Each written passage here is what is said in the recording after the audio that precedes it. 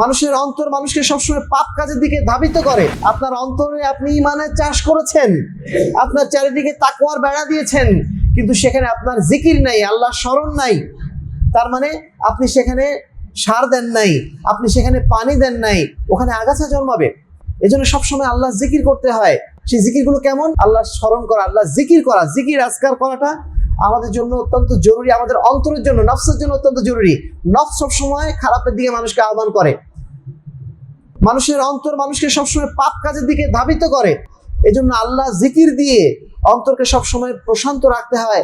আল্লাহ আল্লাহ মানে আল্লাহ স্মরণের মাধ্যম দিয়ে সবসময় অন্তরকে আল্লাহ মুখী করে রাখতে হয়। আপনি একটা জমিন চাষাবাদ করেছেন, চাষাবাদ করার পরে সেখানে যদি সার না দেন, সেখানে যদি পানি না দেন, সেখানে কিন্তু আগাছা জন্মাবে। আপনার অন্তরে আপনি ঈমানের চাষ করেছেন, আপনার চারিদিকে তাকওয়ার বেড়া দিয়েছেন, কিন্তু সেখানে আপনার জিকির নাই, আল্লাহর স্মরণ নাই। তার মানে আপনি সেখানে সার দেন নাই, আপনি সেখানে পানি দেন নাই, ওখানে আগাছা জন্মাবে। এজন্য সবসময় আল্লাহ জিকির করতে হয়। সেই জিকিরগুলো কেমন? আফদালুয যিকরি লা ইলাহা ইল্লাল্লাহ, লা ইলাহা ইল্লাল্লাহ সবসময় বলবেন, লা ইলাহা ইল্লাল্লাহ। সবসময় কোরআন তেলাওয়াতে নিজেকে ব্যস্ত রাখবেন। প্রতিদিন অন্তত পক্ষে সারাদিনে যদি একবারও কোরআন তেলাওয়াত করতে না পারেন, অন্তত ফজরের পরে ঘুম থেকে উঠে প্রথমেই আপনি কোরআন তেলাওয়াত দিয়ে আপনার দিনটা শুরু করবেন। প্রথমেই কোরআন তেলাওয়াত দিয়ে দিনটা শুরু করবেন, আল্লাহ জিকির দিয়ে শুরু করবেন। রাতে শোয়ার সময় আল্লাহকে স্মরণ করে ঘুমাবেন, যে দোয়াগুলো আছে সেই দোয়াগুলো পড়ে ঘুমাবেন। তাহলে দেখবেন আপনার অন্তরটা পরিশুদ্ধ থাকবে, আপনার অন্তরের শয়তান সহজে প্রবেশ করতে পারবে না, আপনার অন্তরের নিফাকি পয়দা হবে না। যে কোনো পাপ কাজ করতে গেলে আপনার অন্তর থেকে বাধা দেবে, অন্তরই বলে দেবে এটা করা ঠিক হচ্ছে না। কারণ আপনার অন্তরে সেচ দেওয়া আছে, আপনার অন্তরে পানি দেওয়া আছে, আপনার অন্তরে সার দেওয়া আছে। এজন্য আপনার অন্তরটা পরিশুদ্ধ অবস্থায় আছে, যে কোনো অন্যায় কাজ এখানে সহজে ঢুকতে পারে না। যখন আল্লাহ দেওয়া নূর ভিতরে থাকে, ওই নূরের জায়গায় সাধারণত পাপ ঢুকতে পারে না। এই জন্য সবসময় আল্লাহ জিকির করবেন। আর বিশেষ করে এই 10টি দিন আল্লাহ রাব্বুল আলামিন জিকির করার জন্য আমাদের নির্দেশ দিয়েছেন। জিকির দুই প্রকার এই সময় বলা হয়, একটা হচ্ছে মুতলাক আর একটা মুকাইয়াদ। মুতলাক মানে এই সময় যে কোনো সময় আমরা আল্লাহ জিকির করব। সৌদি আরবে যদি যান আপনারা দেখবেন সেখানে যে প্রতিটা বাড়িতে আপনার ওই অ্যালার্ম ঘড়ির মতো আল্লাহ জিকিরগুলো, সুবহানাল্লাহ, আলহামদুলিল্লাহ, আল্লাহু আকবার, এই ধরনের জিকিরগুলো অটোমেটিক বাজতেছে। বিশেষ করে এই শেষ জিলহজ মাসের এই 10টা দিন বাজারে যখন যাবেন তখন দেখবেন এই জিকিরগুলো বাজতেছে। সাহাবায়ে কেরাম এই দিনগুলো যখন আসতো তখন তারা বাজারে যেয়ে জোরে জোরে তাকবীর পাঠ করতেন, তাসবিহ পাঠ করতেন। আমাদের দেশে তো ওইগুলো চল নেই। কমপক্ষে অন্তত আমরা ঘরের মধ্যে বা নিজেদের পর্যায়ে আমরা যেন এই জিকিরগুলো করার চেষ্টা করি। এবং বিশেষ করে যখন আমরা কুরবানি ঈদের দিনে পৌঁছাবো, তারপর থেকে আরো 3 দিন পর্যন্ত আমরা প্রত্যেক সালাতের পরে, 5 ওয়াক্ত সালাতের পরে আমরা তাকবীর এবং তাসবিহ পাঠ করব। সম্মানিত উপস্থিতি, আল্লাহ রাসূল সাল্লাল্লাহু আলাইহি ওয়াসাল্লাম বলেছেন, মা মিন আইয়ামিন আযামা ইনদাল্লাহ ওয়া লা আহাব্বা ইলাইহি মিনাল আমালি ফিহিন্না মিন হাযিল আইয়ামিল আশর।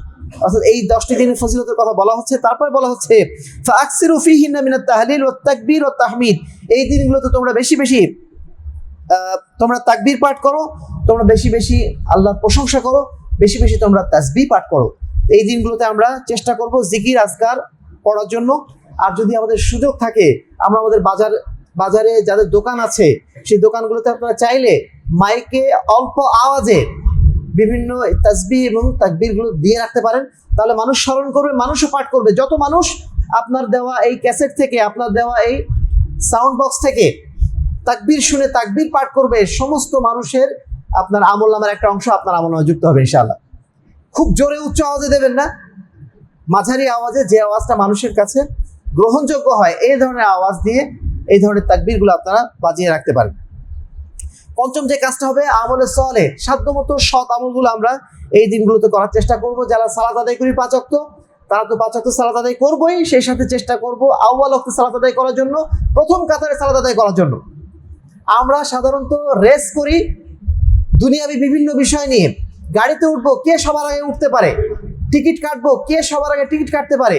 ঈদের সময় আসতে দেখবেন এখন যে ওই ট্রেনের টিকিট কাটার জন্য আধা ঘন্টার মধ্যে সব টিকিট কাটা শেষ, সবাই প্রতিযোগিতা করে টিকিট কাটছে। কিন্তু একজন মুসলিমের জন্য সবচেয়ে বেশি প্রতিযোগিতার জায়গাটা কি জানেন? প্রতিযোগিতার জায়গাটা হচ্ছে এই সালাতের প্রথম কাতারে আসা। ইমাম আহমদ বিন হাম্বলের একটা চমৎকার ফতোয়া আছে, তিনি বলছেন দেখা গেল যে সামনের কাতার পরিপূর্ণ হয়ে গেছে, একটা জায়গা ফাঁকা আছে, বাবা এবং সন্তান মসজিদে ঢুকেছে, ঢোকার পরে এখন বাবা আগে ওই ফাঁকা জায়গায় যাবে নাকি সন্তান যাবে? সন্তান হিসেবে তার কর্তব্য হচ্ছে বাবাকে এগিয়ে দেওয়া, তাই না? তারপরে বাবা মুরব্বী মানুষকে এগিয়ে দেওয়া, এটাই কর্তব্য। কিন্তু ইমাম আহমদের ফতোয়া হচ্ছে যদি সন্তান আগে যাওয়ার সুযোগ পায় সে আগে চলে যাবে, সেখানে বাবার প্রতি সম্মান দেখানোর দরকার নাই। তার মানে এই জায়গাতে প্রতিযোগিতা, আসল প্রতিযোগিতা এইটা যে আমরা প্রথম কাতারে আসতে পারলাম কিনা। আল্লাহ রাসূল বলছেন যদি মানুষ জানতো যে প্রথম কাতারে কি ফজিলত, তাহলে মানুষ লটারি করে প্রথম কাতারে আসার চেষ্টা করতো। তো সেই জায়গাতে আমরা কিন্তু যথেষ্ট গাফেল। ওই জায়গায় আমরা চিন্তা করি কোনো মতে সালাদটা পেলেই হলো, শেষ রাকাত দিয়ে বা শেষ কাতার দিয়ে ধরার চেষ্টা করি। ওইখানে ধরা দরকার ছিল প্রথম কাতার, রেস করা দরকার ছিল, প্রতিযোগিতা করা দরকার ছিল ওইখানে। কিন্তু প্রতিযোগিতার বিষয়বস্তু আমাদের পরিবর্তন হয়ে গেছে।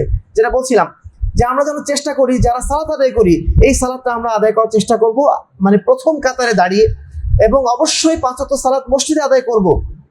অনেকে আমাদের দেখি যে ফজরের সালাতে যথেষ্ট আমরা গাফিল থেকে যাই। আমরা চেষ্টা করব যারা এতদিন পর্যন্ত ফজরে আসতে পারিনি, রমজানে এসেছিলাম কিন্তু রমজান মাসে আমরা সব ফজরের সালাত মসজিদে আদায় করেছি। রমজান মাস চলে গেছে, আবার আমরা আমাদের ইমানের জায়গাটা একটু দুর্বল হতে শুরু করেছে। আমরা চেষ্টা করব এই 10টা দিন আবার নতুন করে ইমানটাকে রিনিউ করে ফজরের সালাতটা আবার যেন আমরা মসজিদে আদায় করার চেষ্টা করি। দেখবেন এই ফজরের সালাত যদি মসজিদে একবার আদায় করতে পারেন, সারাটা দিন আপনার জন্য কতটা বরকতময় হয়ে যায়, কতটা কল্যাণময় হয়ে যায়। কারণ সকালবেলায় ফজরের প্রথম কাজেই আপনি শয়তানকে পরাজিত করে ফেলেছেন। যখন প্রথমেই শয়তানকে পরাজিত করতে পেরেছেন, বাকি সময়গুলো আপনার জন্য অনেক সহজ হয়ে যায় শয়তানকে পরাজিত করতে। এজন্য ফজর সালাত অন্ততপক্ষে মসজিদে আদায় করার চেষ্টা করবেন। এছাড়া অন্যান্য যে সৎ আমলগুলো রয়েছে বেশি বেশি আমরা করার চেষ্টা করব। আহলে হাদিস আন্দোলন বাংলাদেশ